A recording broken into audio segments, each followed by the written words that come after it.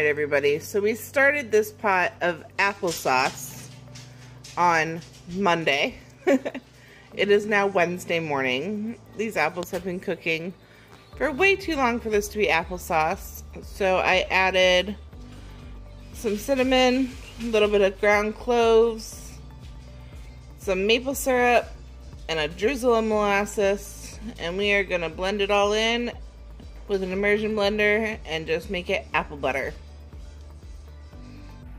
Well, it's been a little while since anybody's had any solid updates on how far the inside of the barn is coming along.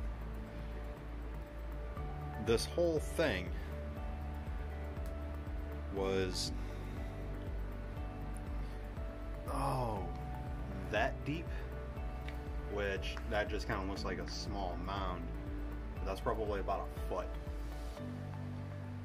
Seth has cleared it all the way back to what you see, which is, probably about 2.5 foot back. Solid wall there, but he's gotten this whole end cleared out. Doing a great job in here. Thank you. But I wanted to give everybody an update. We're going to have to figure out a better lighting situation in here. Yes. Because he's currently working with a small lantern. And days like today where it's super, super rainy. Well, here. That's what he's trying to work at. So he's got some light coming in, but definitely not the best setup. So see what we can do about that. See if anything dawns on us as we're going, aside from bringing out additional lanterns. But wanted to check in, let everybody know where he was at and progress he's been making. Definitely busting it out. Thank you. Well, this is the area I'm going to be starting on today. Which, just trying to get this cleared up, we're going to be putting in a chicken coop from this beam to that corner, and from this beam, the same beam, to probably that brace.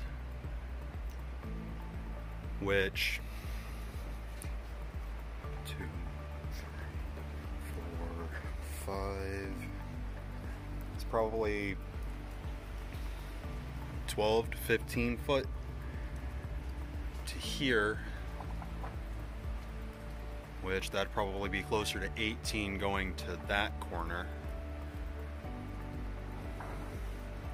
Still toying with some of the ideas on setups, but everybody got to see the water system that's going to be coming in, which that's going to be fed through on that side. Got to figure out which direction we want to go with the feed and exactly how we're going to do the nesting boxes and such. But this will definitely be a very nice sized chicken coop for the chicks that we have. We'll just have to maintain it properly. So between here and the corn crib, we'll be able to divide them up a little bit, keep the majority of the roos out at the corn crib, the hens out here. That door does not shut, so we're going to wind up tarping pretty much this wall, probably up to about where that cross beam right here is, so that as little of the actual snow and wetness gets in from outside. Which not much gets in anyway. No, most of the weather comes off the other side of the barn. Right. Still, cautions. Right. But the reason we're doing inside projects today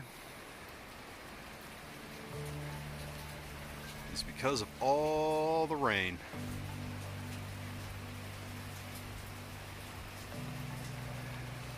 Okay.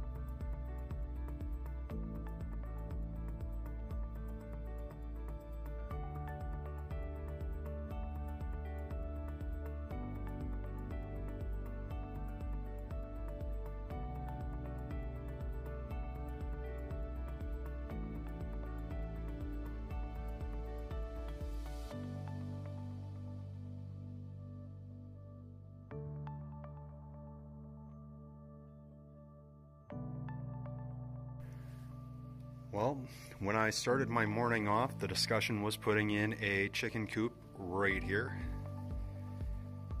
and building one in the side of the corn crib.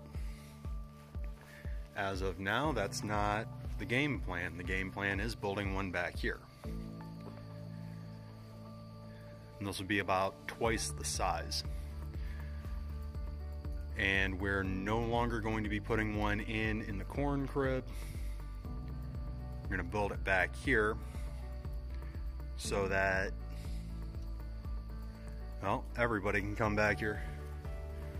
Seth's still working on the side of the barn where the pigs are going to wind up going. But I figured I'd give a quick update because game plan changed, and well, that's my current destination as far as working goes. But I got to get some measurements and start trying to get some ideas as far as how the setup's going to wind up being, because it is going to change it some. Alright.